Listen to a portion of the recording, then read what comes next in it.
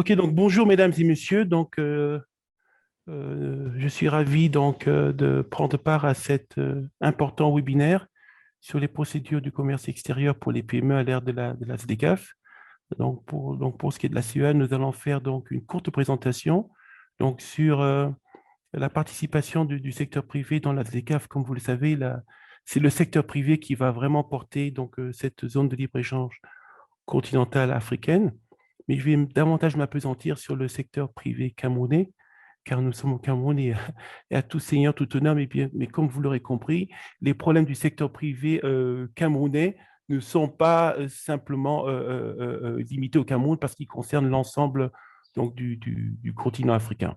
Donc, le plan de présentation va se dérouler donc de la manière suivante. On va faire quelques brefs rappels sur la SDCAF, de ce que c'est que la SDCAF rapidement. Nous allons parler donc des objectifs globaux de la stratégie nationale de la mise en œuvre de la SDCAF au Cameroun. Nous allons parler des opportunités de la SDCAF pour les entreprises camerounaises. Nous allons ensuite parler donc de la prise en compte de la dimension genre, parce que lorsque nous parlons du secteur privé, nous ne parlons pas que du secteur privé des hommes, mais aussi il faut tenir compte de la dimension genre, ce qui est très important. Et enfin, nous allons conclure. Donc, euh, donc comme vous le savez, la zone de libre-échange continentale africaine est vraiment née le 21 mars 2018 à Kigali, lors du sommet extraordinaire de l'Union africaine, qui porte création de la ZLECAf. Et donc, l'accord de Kigali, en fait, est venu renforcer le consensus de Douala. Pour ceux d'entre vous qui connaissent un peu la sous-région Afrique centrale, le consensus de Douala, en fait, est un appel à davantage de diversification et d'industrialisation des économies de la sous-région, car les pays se sont rendus compte que ce n'était pas possible de continuer à exporter des matières premières non transformées et qu'il était temps donc de créer de passer d'une économie de création de richesse à une économie de prélèvement de la richesse. Et donc, la phase opérationnelle a été lancée en juillet 2019. Elle devait en fait démarrer beaucoup plus tôt que ça, mais comme vous le savez, la pandémie de Covid-19 a fait l'entrée en vigueur de la SDCAF et a été reportée donc du 1er juillet 2020 à janvier 2021. Alors, donc ici, comme vous le voyez, où est-ce qu'on en est au niveau du statut de ratification de la SDCAF? Vous voyez que l'ensemble des pays africains l'ont ratifié, ont même déposé les instruments auprès de l'Union africaine. La sous-région Afrique centrale est en passe même de devenir la première sous-région à avoir entièrement ratifié et déposé les instruments de la SDCAF. Il ne reste plus que la RDC. Alors, les objectifs globaux de la stratégie nationale de la SDCAF au Cameroun, c'est d'accroître les exportations du Cameroun vers l'Afrique et à travers une diversification horizontale et verticale de l'économie camerounaise. Et c'est ce qui ressort en fait de la stratégie nationale. Comme vous savez, cette stratégie nationale que le Cameroun a élaborée avec l'assistance de la CEA, de l'Union européenne et de l'Union africaine, vise vraiment à permettre aux entreprises du secteur privé camerounais à tirer le meilleur parti de ce vaste marché continental. Et pourquoi? C'est pour que le Cameroun puisse davantage commercer et davantage générer de la richesse et créer des emplois. Comme vous le voyez ici, le Cameroun a de faibles échanges avec le reste du continent. Vous voyez ici que pour ce qui est de l'Afrique centrale, c'est à peine 6% de ces exportations qui vont vers l'Afrique centrale, l'essentiel étant orienté vers l'Europe et vers l'Asie. C'est la même chose ici pour ce qui est des importations. Le Cameroun importe très peu de la sous-région, un peu plus du reste du continent, mais l'essentiel de ces importations, c'est l'Asie et l'Europe. Donc, les matières premières sont largement dominées, sont largement dominantes dans les exportations. Davantage une diversification horizontale que verticale, c'est-à-dire que on élargit la gamme de produits exportés, mais ils sont toujours très peu transformés. Alors que ce que nous voulons, c'est la diversification horizontale, c'est-à-dire que vraiment transformer, monter dans les chaînes de valeur d'une matière donnée, d'un produit donné. Alors, pour que le pays puisse donc tirer le meilleur parti donc, de la SDCAF, il s'agit d'abord de relever donc, les obstacles hein, qui grèvent la compétitivité de l'économie camerounaise. Donc, vous avez les barrières non tarifaires, vous avez beaucoup de tracasseries en matière de déplacement, de facilitation du commerce, et qui sont des poids, hein, qui représentent vraiment des poids qui viennent gréver donc, la compétitivité des entreprises camerounaises. Vous avez aussi les facteurs de production qui sont très élevés à cause des coûts très, très élevés de l'électricité, des routes en mauvais état qui font que, donc, sans compter l'environnement des affaires qui est très, très difficile dans la sous-région, qui fait que donc les entreprises ne peuvent pas vraiment exprimer leur plein potentiel.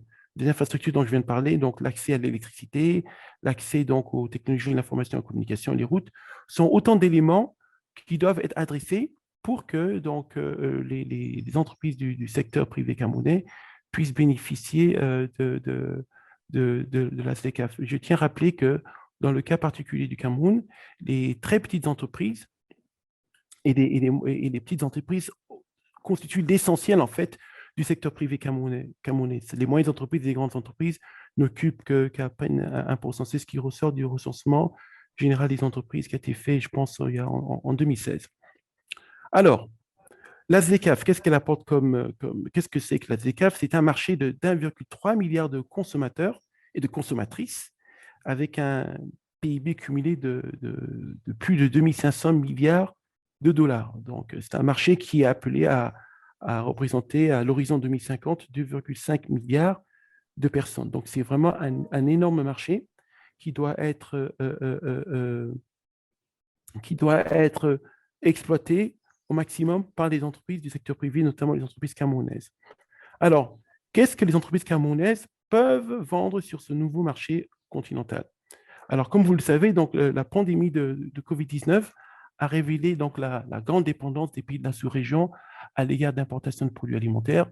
Vous avez vu que donc, les grands pays producteurs de céréales ont tout simplement arrêté leurs exportations parce ils se sont focalisés sur eux-mêmes, ce qui est tout à fait normal. Et du coup, ça nous a mis dans une situation où on ne pouvait pas s'approvisionner en quantité suffisante.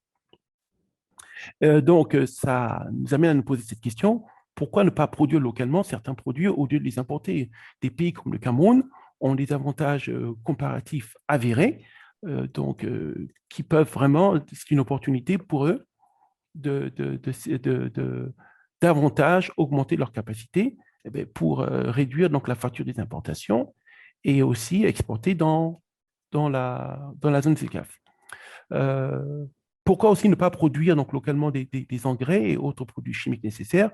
Vous voyez des pays comme le Congo. Le Congo a des réserves avérées de plus d'1 milliard de tonnes de potasse. La potasse, comme vous le savez, c'est un des ingrédients fondamentaux pour faire les engrais. Donc, des pays comme le Cameroun peuvent s'intégrer dans des chaînes de valeur de transformation de l'engrais qui viennent du Congo, donc pour stimuler donc, la production agricole et l'industrie agroalimentaire. Donc, au-delà de l'agroalimentaire, qu'est-ce que les entreprises camerounaises, comment dire, peuvent offrir sur le marché africain et le marché mondial? Comme on le disait, donc, la pandémie de Covid-19 a aussi révélé une grande dépendance du Cameroun à l'égard des produits pharmaceutiques. Ça, ce n'est pas le fait seulement du Cameroun, on l'observe dans la plupart des pays africains. Et donc, or, on sait que l'industrie pharmaceutique est porteuse, puisque, comme on vient de le dire, le continent aura plus de 2 milliards d'habitants à l'horizon 2050. Et pour rappel, le Cameroun a dépensé plus de 120 milliards de francs CFA par an, rien que pour importer des médicaments entre 2015 et 2019. Alors, tout ça pour vous dire que dans le cadre donc, de la mise en œuvre de la SDCAF, il est aussi important de revoir donc, les chaînes de valeur stratégiques, hein, comme la fabrication des produits pharmaceutiques et aussi les produits alimentaires. Alors, donc, les autorités camerounaises ont identifié donc, des secteurs prioritaires hein, euh, qui constituent donc des opportunités de production dans le cadre de la SDCAF. Je ne sais pas si vous arrivez à bien voir le tableau, mais par exemple, on sait que les produits alimentaires et agroalimentaires dont on vient de parler ont des débouchés hein, comme naturellement la CEAC, mais aussi les pays de la CEDEAO qui sont voisins, notamment le Nigeria. Pareil aussi pour ce qui est des produits comme les boissons, donc, et autres produits qui peuvent avoir un marché en Afrique. Pareil aussi pour les services. Et là, ça intéresse certainement donc, le Conseil national des charges du Cameroun en matière donc, de transport. Il y a un potentiel qu'il faut exploiter, mais à condition évidemment d'adresser les problèmes qui nuisent donc à la compétitivité du secteur privé camerounais. Et donc, quand on parlait du secteur privé camerounais, il faut aussi tenir compte donc aussi de la dimension genre, parce qu'il y a aussi les entrepreneurs, mais aussi les entrepreneuses. Et ça aussi, c'est important. L'accord de la SDCAF reconnaît donc l'importance de l'égalité des genres et donc l'amélioration de la capacité des exportations des fournisseurs relevant des secteurs informels, des micro et petites et moyennes entreprises. Et donc, la SDCAF, en fait, si elle devient opérationnelle, se traduira donc par une augmentation des exportations des secteurs où les femmes sont majoritaires. Et donc, ceci est quelque chose de très, très important à prendre en compte. Je vais essayer d'aller vite parce que je sens que le temps est en train de...